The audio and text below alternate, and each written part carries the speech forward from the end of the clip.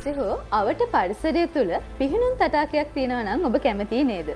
නමුත් ඔබ දැනගෙන සිටියද පිහිනුම් තටාකයක් නිර්මාණය කිරීමේදී සැලකිලිමත් විය යුතු කරුණු පිළිබඳව?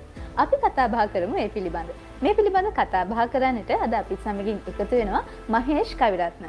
මම ඔබතුමාගේ මුලින්ම දැනගන්න කැමතියි මේ පිහිනුම් තටාකයක් නිර්මාණය කිරීමේදී අනුගමනය කළ යුතු පියවරවන් තියෙනවා.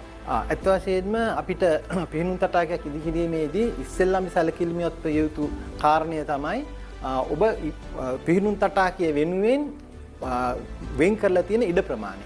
කුඩා ඉඩ ප්‍රමාණයක්ද ඊට වඩා වැඩි ප්‍රමාණයක් දෙන්න පුළුවන් කියලා. දැන් මේ පිහිනුම් තටාකයේ අපිට කුඩා ඉඩ ප්‍රමාණයකින් නිර්මාණය කරන්න කියලා තමයි මට මේ කිව්වේ. එම නිසා මේක අපි නිර්මාණය කරා ස්කිමර් ටයිප් මැත්තර. පිහිනුම් තටාක වර්ග දෙකක් තියෙනවා. එකක් ස්කිමර් ටයිප් එක, අනිත් එක ඕෆ්ලෝ ටයිප් එක. අපිට ඕෆ්ලෝ ටයිප් එකට යන්න පුළුවන් වෙන්නේ ඉඩ කඩ ටිකක් වැඩිපුර යහමින් තියෙනවා නම් පමණයි. ස්කිමර් ටයිප් එකට එහෙම නැතුනොත් අපිට යන්න පුළුවන්. මොකද ඕෆ්ලෝ ටයිප් එකේදී අපිට සිද්ධ වෙනවා වටේට ගටර් එකක් දාන්න. පූල් එක වටේ ගටර් එකක් දාන්න.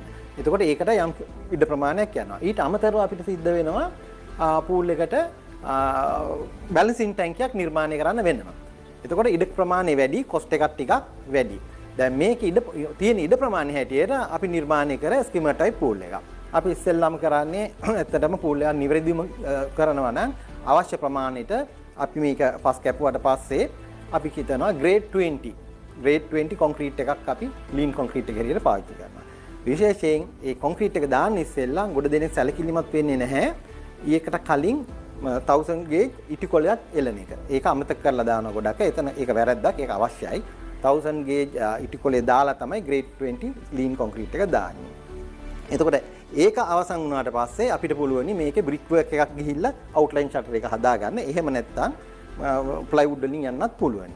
ඉතින් බ්‍රික් වර්ක් එකක් ගිහිල්ලා අවුට්ලයින් ෂටර් එක හදාගත්තොත් පහසුයි ඇතුලේ ඉනර් ෂටරින් එක ගහගන්න. ඊට පස්සේ අපි කම්බි බඳිනවා. කම්බි බඳිනකොට අනිවාර්යෙන් හොඳම කම්බියක් අපිට පාවිච්චි කරන්න වෙනවා. SLS තියෙන හොඳම කම්බියක්. ඒ කම්බියත් අපේ කම්බියේ පරතරය සාමාන්‍යයෙන් අඟල් 6න් 6ට වගේ තමයි දාන්නේ. පූල් එකේ දිග පල්ල අනුව සිංගල් නෙට්ද ඩබල් නෙට්ද කියන එක ඒක තීරණය කරන්න පුළුවන්. ඊළඟට අපි ලොකු කොන්ක්‍රීට් මාස් කොන්ක්‍රීට් එක දානවා බේස් එකට. ඒකට අපි පාවිච්චි කරන තියරි එක තමයි grade 30. grade 30 කොන්ක්‍රීට් එකක් දාන්න ඕනේ. grade 30 කියන්නේ 1.5 සිමෙන්ති එකයි වැලි එකමාරයි 3 කාලෙකල් 3යි. ඒක තමයි grade 30 කොන්ක්‍රීට්. ඒ grade 30 කොන්ක්‍රීට් එක දාලා වුණා පස්සේ අපි වෝල් එකේ ෂටර්ම ගහනවා.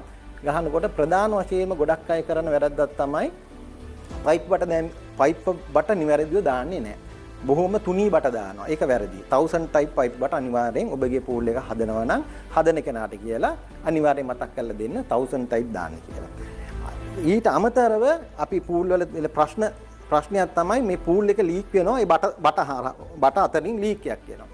ඒකට අපි කරන්නේ පඩල් කොලස් පාවිච්චි කරන්න ඕනේ. පඩල් කොලස් නැත්තම් ඔබට පුළුවනි ෆෝසර් සොකට් එකයි වැල් සොකට් එකයි දෙක එකතු කරලා ඒක කොන්ක්‍රීට් එක මැද්දට තියලා කොන්ක්‍රීට් එක දැම්මහම එතකොට අර ඒ ප්‍රශ්නේ කවදාකවත් එන්නේ නැහැ. මොකද ලොකු ප්‍රශ්නයක් ගොඩක් පූල්ස් වල අපි රිපෙයාර්ස් වලට යනකොට අපිට දැනගන්න ලැබෙනවා. ඒ වගේ ප්‍රශ්න තමයි තියෙන්නේ. මොකද අර බටේ කැරකෙනවා. නිකම් බටේ දැම්මොත් කැරකෙනවා. ඉතින් අර වගේ ෆෝසර් සොකට් වැල් සොකට් එක දාලා ඒ කොන්ක්‍රීට් එකට කරාම කැරකෙන්නේත් නැහැ, ඇදෙන්නේත් නැහැ. ඒ ප්‍රශ්නේ විසඳ ගන්න පුළුවන්.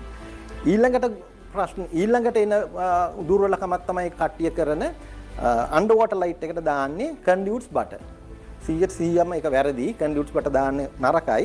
මොකද ලයිට් කිව්ව ගමන් කන්ඩියුට්ස් වලට තමයි කල්පනා කරන්නේ. කන්ඩියුට්ස් දැම්මම අනිවාර්යෙන් ඒක පෝකර් කරනකොට අපි කොන්ක්‍රීට් එක පෝකර් කරනකොට කන්ඩියුට්ස් බට තැලෙනවා. ඒකට අනිවාර්යෙන් දාන්න ඕනේ PVC බට. PVC බට දැම්මත් ඒකත් පාස් ත්‍රූ දානවා නම් අපිට අර පඩල් කොලර් එකක් නැති වුණොත් අපිට පුළුවන් වෙන්න ඕනේ වැල් සොකට් එක ෆෝසර් සොකට් එකයි දාලා ඒක කොන්ක්‍රීට් එකට යට කරන්න.